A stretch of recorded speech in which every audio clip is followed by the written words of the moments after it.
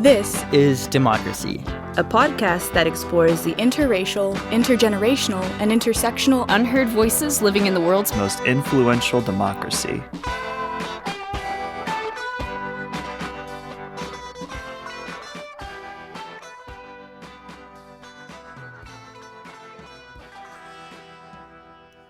Welcome to our new episode of This is Democracy.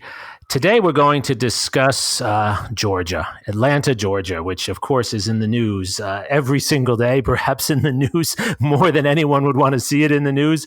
It was the center of one of the most important contested races in our recent presidential election, and the future of the United States Senate hinges on two Senate races in Georgia right now.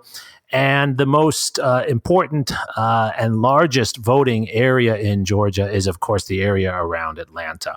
And today we're going to talk to my colleague and distinguished scholar, Shirley Thompson, who grew up in Atlanta, about the changes she has seen in Atlanta and about what those changes have to tell us about the push and pull, the tensions, the progress, the regressions in our democracy today. What do we learn about the changes in our democracy and the challenges we confront from looking at the historical evolution of Atlanta as seen through the eyes of Shirley Thompson with her scholarly and personal view.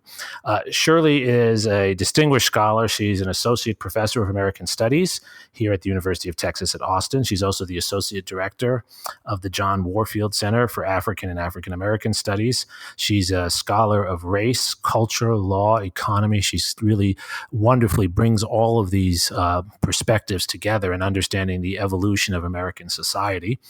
Her first book is called Exiles at Home, The Struggle to Become American in Creole New Orleans. My wife would say Shirley is one of these very smart scholars, smarter than me, who chooses to study places that are interesting to visit, like New Orleans. and Shirley's new book project. Shirley's new book project is titled No More Auction Block for Me, African Americans and the Problem of Property. She wrote an article this month in New York Review of Books called Georgia on My Mind, a beautiful literary and analytical piece on the changes she has seen in Atlanta. And that's, in a sense, the starting off point for our discussion today. Shirley, thank you for joining us. Oh, you're welcome. It's my pleasure. Thank you for having me. Before we turn to our discussion with Shirley, we have, of course, Mr. Zachary's scene-setting poem. What is the title of your poem for this week, Zachary? Well, it's actually a song, and it's entitled Don Quixote of Oakland and Sancho of the South Side. Okay, well, let's hear some Don Quixote. Now, Don Quixote, he leaves his village, his public housing block in the inner city. He rides right out of Oakland on a horse of a broken Chevy, and he finds himself in the desert, searching for the edge of a reservoir levee. Now, Don Quixote, he is searching for the crusader of justice, but all he finds is broken old cities, old cars, and people, just us. And he's wandering with his Sancho, some skinny kid from the south side, and together they are looking for something true from before we lied. Oh, the sun is still bright on the streets of Joshua Tree tonight, and Don Quixote comes a-looking for freedom. And all he finds is the old backstreet wisdom and a series of aging pioneers.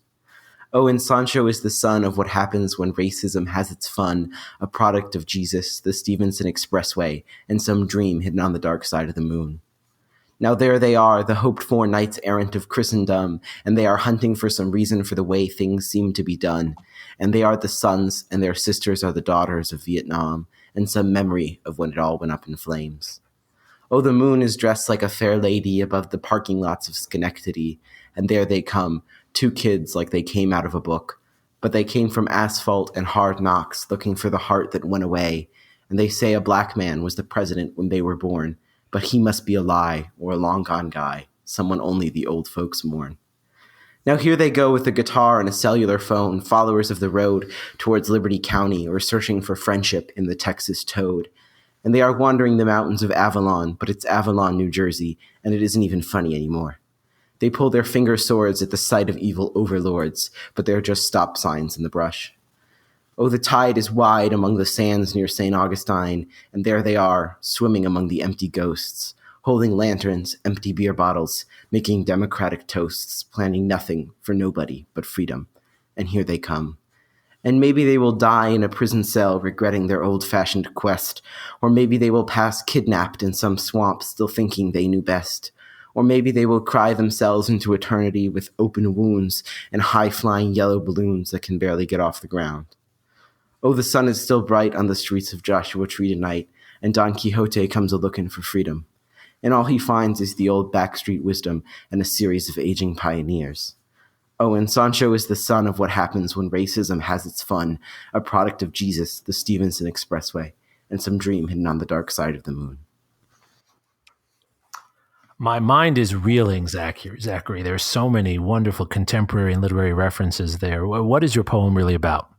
My poem is really about this sort of endearing image of two people in America sort of wandering like Don Quixote and Sancho Panza and looking for the promises that our country has made and seeing so many of them broken and contrasting it really with the sort of hidden pain beneath the veneer of prosperity across our country.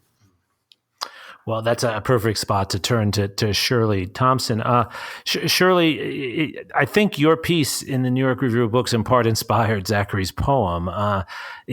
Tell us a bit about your adventure growing up in Atlanta, because I think it's so revealing about our society.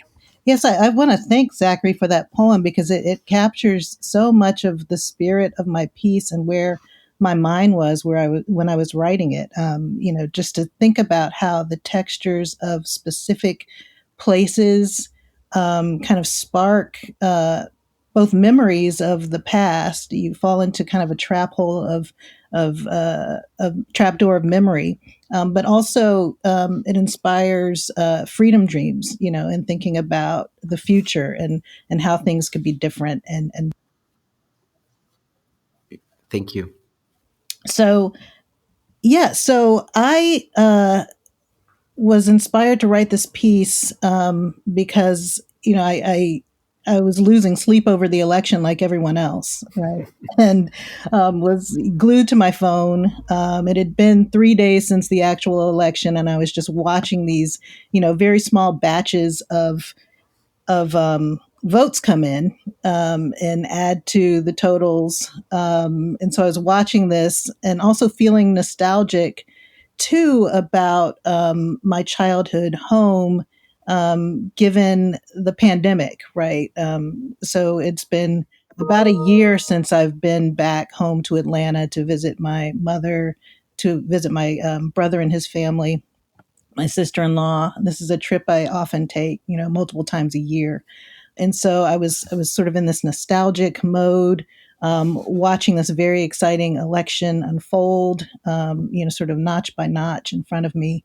And so thinking about the places that were beginning to matter, beginning to sort of make themselves known on the national scene. And they were spaces that were really familiar to me, having grown up in them. But I think fly under the radar when people sort of think about Atlanta, think about urban areas, think about Black communities in urban areas. They often, sort of don't really understand the nuances of the place because American culture rarely drills down into the textures of space and place. Right. To understand how, kind of people are eking out their lives there. So all of these things were kind of swirling around in my mind as I was watching the election unfold. One of the really moving parts of your piece, I thought, was your reflections on busing, being a child who came of age, you and your brother, in Atlanta, when finally Atlanta started to at least make an effort to integrate schools. And it's, of course, a project that has largely failed in cities like Atlanta and Austin and elsewhere. And you write, for us, you and your brother, the bus was a world unto itself, setting off setting out before sunrise, it wound its way through the east side, picking up the cast of characters who for 3 years would be my fellow travelers in this weird experiment in token integration. Many people don't understand what busing was like, the challenges, what the experience was like. I think your reflections on that, Shirley, are really important for us today. Right. I think when people think about busing, they think about it from a point of view of some sort of deficit in the Black experience. That Blacks don't have access to resources. They don't have access to the same, kind of opportunities that white kids have. And on the face of it, that's true to some extent. But there's also a sense in which busing required us to give up something that was really sort of special to us in order to, participate in what was essentially an experiment, the sort of completion of the promise of Brown v. Board with, quote, all deliberate speed, right? I mean, that was the timetable. Right. And that's what happened. Folks deliberated and deliberated. But finally, 25 years later, Metro Atlanta has a busing plan in place. For us, the children of parents who went to segregated schools, sort of had to enact that plan. And we did it. We kind of, did it really by jumping into the deep end because no one knew how it would pan out. Our parents hadn't had any experience with integrated schools. And certainly those kids in the white schools where we were going didn't have much experience around Black people by design. So we were kind of the bridge, if you will, between Black Atlanta and white Atlanta. We, elementary school kids bore that burden. And it was stressful in ways that are predictable and also that were quotidian as well as dramatic, right? But there were also moments of grace and pleasure and solidarity and community among us that was really special. So I wanted to capture that paradox of, sort of the fear and anxiety, that really recalls the sort of anxiety of someone like, the Little Rock Nine or, the kids who integrated schools back in the 50s and 60s. So that was there definitely. But there was also a kind of sense of excitement and adventure and intimacy on that bus among those of us who were making that journey. What does it look like today? How has the face of integration, particularly in terms of schools, changed since when you were in school, when you were on that school bus?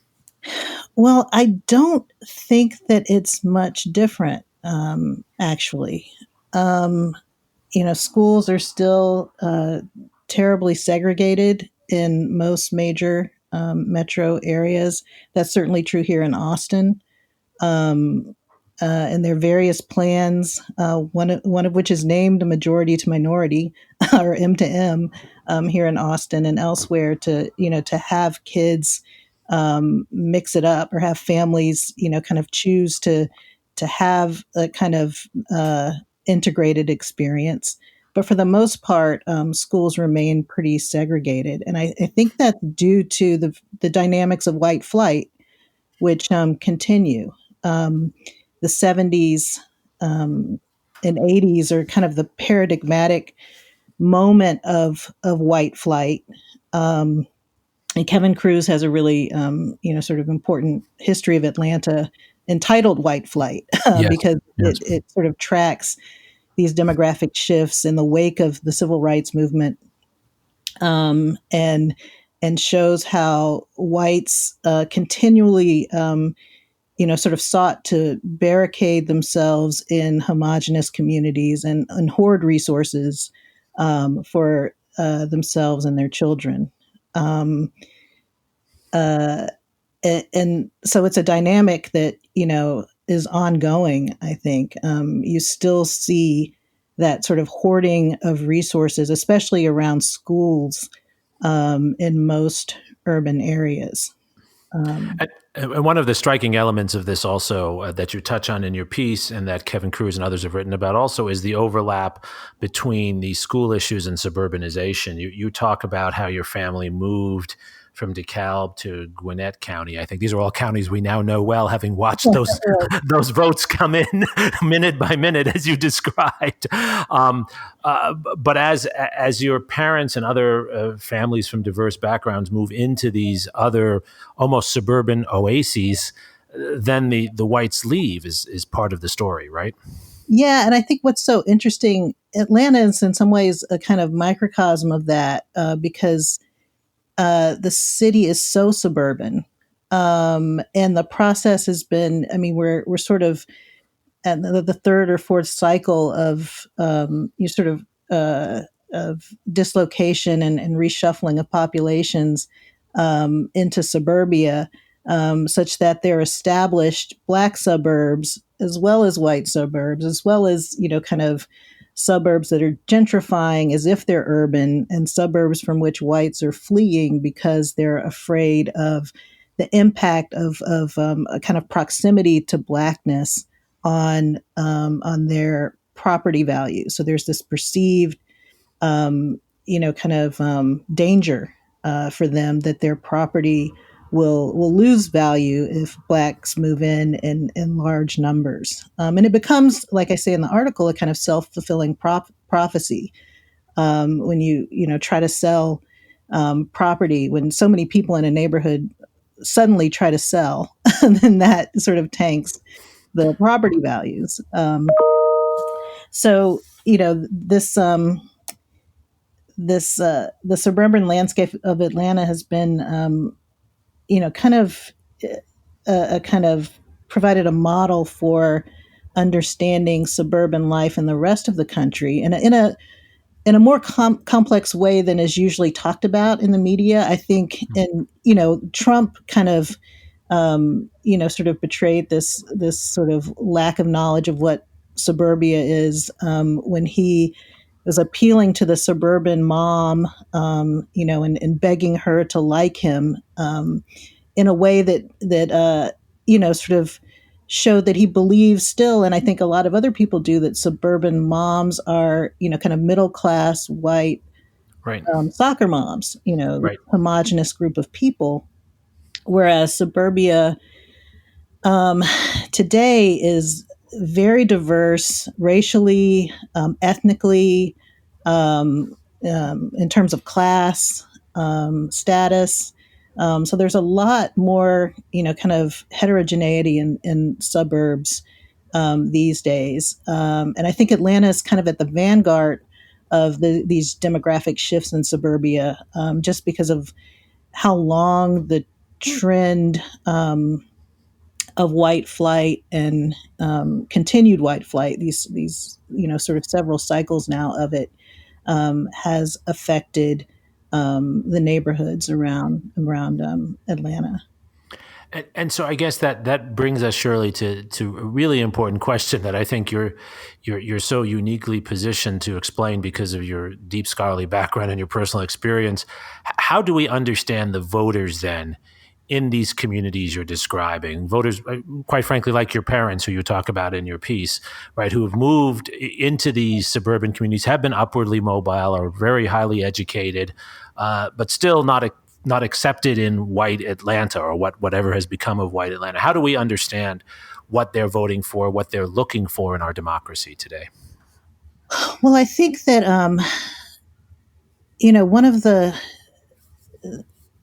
key thing to, I think, understand about Black voters in Atlanta is how diverse that voting block is, if you can even call it a block, and how um, just how differentiated and stratified Black Atlanta is and has been, and its politics has really reflected that. Um, Atlanta is famously known as the Black Mecca, or a powerful Black Mecca, a kind of node of Black political power, economic power, cultural power, and that sort of that status, that's the city's status as a Mecca, kind of arose in the 70s, in the wake of white flight. Black Atlantans kind of took the reins of control. But what also happened is a kind of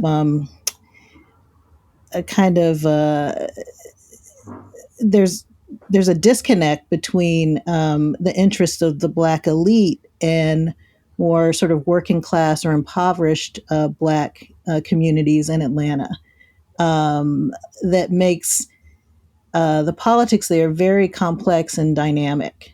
There's a sense in which the Black elite needs the working and poor population in order to, sort of, kind of enact its plans and its policies and exercise its interests.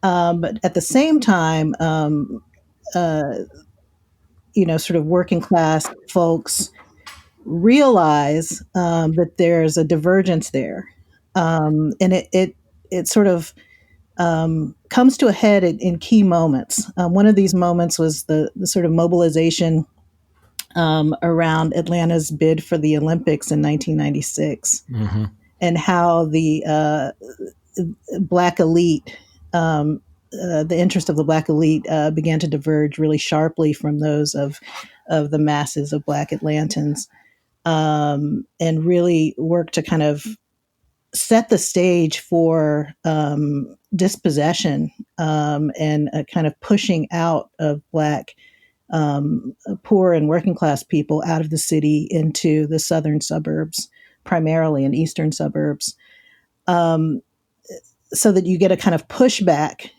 from middle working class folks and impoverished folks, and a kind of point at which they have been able to organize around themselves.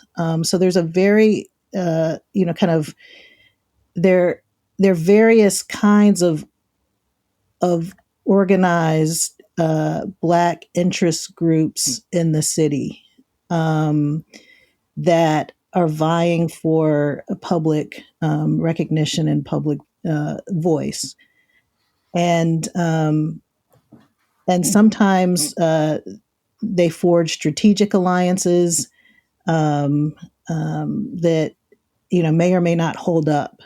So there's a kind of political savvy within Black Atlanta communities that I think lends itself to the kind of organizing and mobilization and public debate and discussion that has produced this rallying of support behind the Democratic Party this time.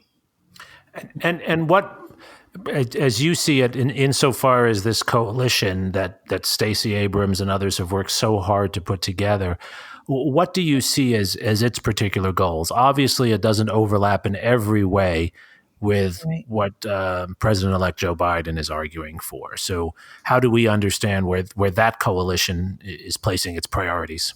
Well, I think it's very grassroots. It's building organizations at a kind of almost neighborhood, community level, that people can use to sort of participate in electoral politics at the presidential and sort of federal level.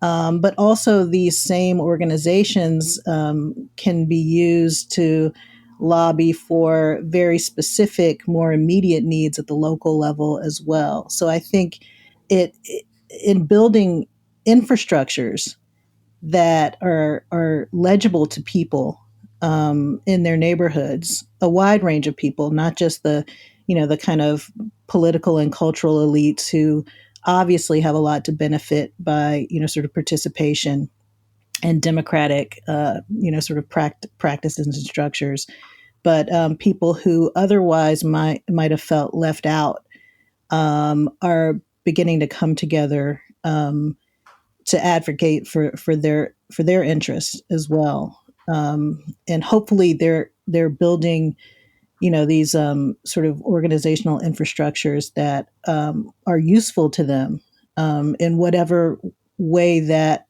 takes shape at any given moment. And I think Abrams, and not just Abrams, but a host of other grassroots organizations and mobilizations are kind of filling those gaps and building a structure that hopefully it will last. I think beyond this election, but hopefully can be sort of used for a wider range of civic goods. Well, and that takes us to the question I wanted to close with, Shirley. We always like to try to take the history that we discuss each week on the podcast and show how it can often offer hope and offer pathways forward, because there's so much disillusion and so much negativity around us. Right. And I think history offers some of that, but it also offers a reason for hope. What are some of the most hopeful signs that you see? What are the things you're hoping to see more of? Well, this sort of grassroots organization gives me hope. When people who otherwise, or who have in the past felt left out of the process, find their voice in their particular ways, that gives me hope, because it means that they, kind of, in exercising their, kind of power at this moment, kind of might be inspired to, kind of create other moments, other opportunities for expressing themselves. I will say that my hope it's a kind of Du Boisian hope. He has this passage in Souls of Black Folk where he talks about a hope, unhopeful but not hopeless. So it's a kind of way of hoping against hope. My father, the minister, would say. It's a practice of continuing to hope even when things don't look great, that I think may take root in a larger, sort of in a more sustained way in Atlanta. And I say hopeless hope because we're still talking about a pattern of white flight that is very kind of destructive and very aggressive, that builds barriers and boundaries and polices and surveils them. And so I think in these suburbs, you really see, kind of the lines of battle being drawn up. And that's what kind of, pushes back against the hope and makes it unhopeful. But it's not hopeless, because I really do feel that Black communities in Atlanta and elsewhere, if organized, are up to the task, and they know what they're fighting against. If I might, I wanted to read two paragraphs near the end of your piece, because I think they capture it better than anything I've read. And I feel like I've tried to read everything available that I can get my hands on.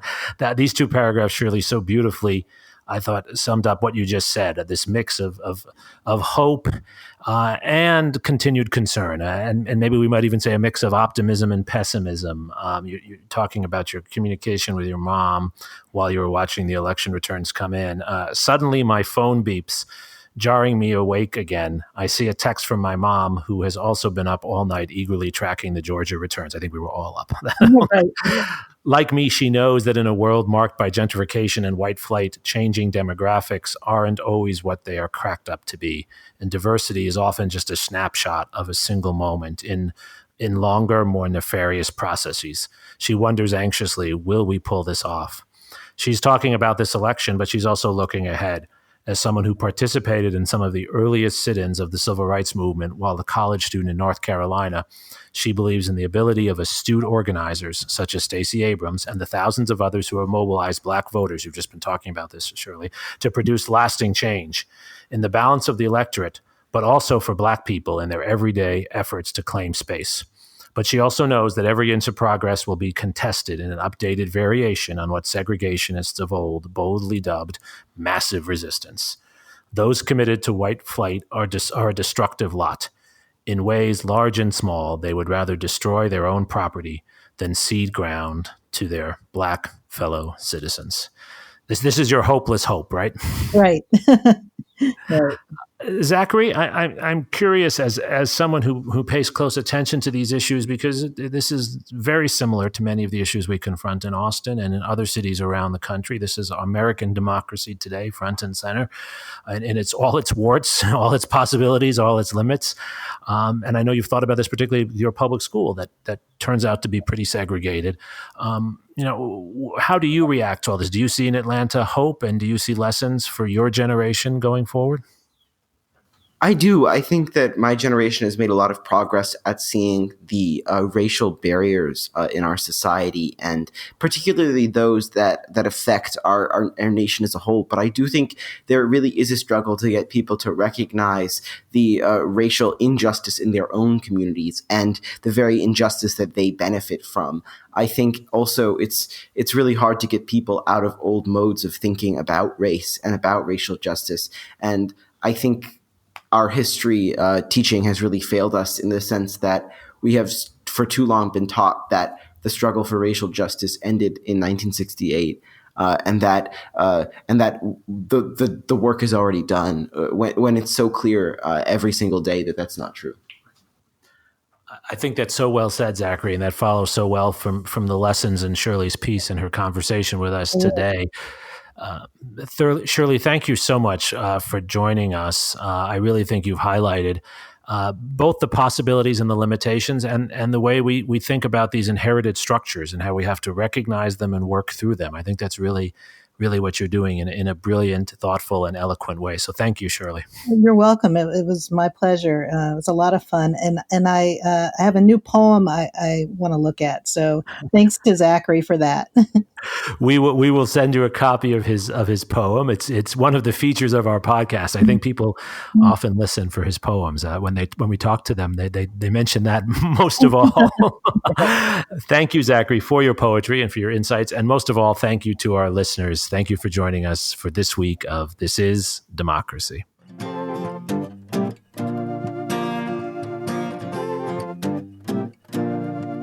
This podcast is produced by the Liberal Arts Development Studio and the College of Liberal Arts at the University of Texas at Austin.